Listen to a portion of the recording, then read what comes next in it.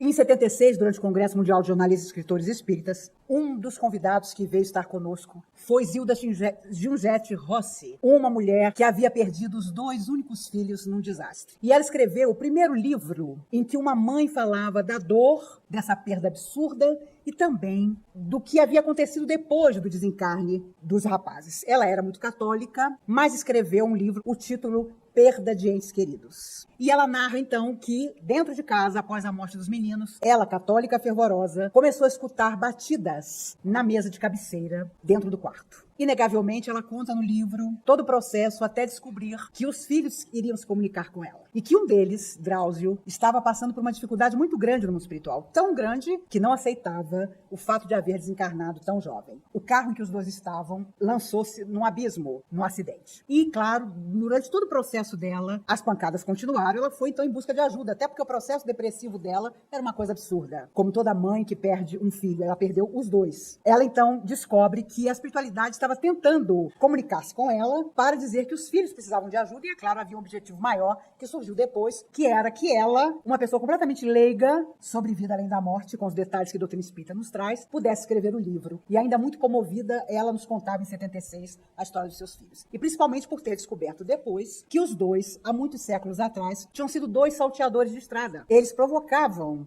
eles assaltavam nas estradas e, para ocultar o crime, eles lançavam as carruagens com os donos dentro no abismo. Coisa que os 2 vieram a resgatar, renascendo como irmãos e passando pelo mesmo processo no seu desencarne doloroso. Mas havia um problema. Enquanto um deles, no mundo espiritual, cedeu a situação, o outro, mais novo, não se conformava. Daqui eu não saio, daqui ninguém me tira, eu quero estar dentro da minha casa, eu quero estar com meu pai e minha mãe. E os espíritos tentaram de toda maneira ajudá-lo, e até que os espíritos conseguiram, então, e isso ela conta, fazer um acordo com o garoto. O que ele queria viver em termos de sensação da Terra, que ele já havia deixado, que o corpo estava enterrado, para aceitar as disciplinas da verdadeira existência. Aceitar continuar e conformar-se, enfim, de já não ter mais o corpo de carne. Vocês não acreditam. Ele pediu que ele queria participar de uma festa de aniversário onde tivesse 1 tonelada de brigadeiro.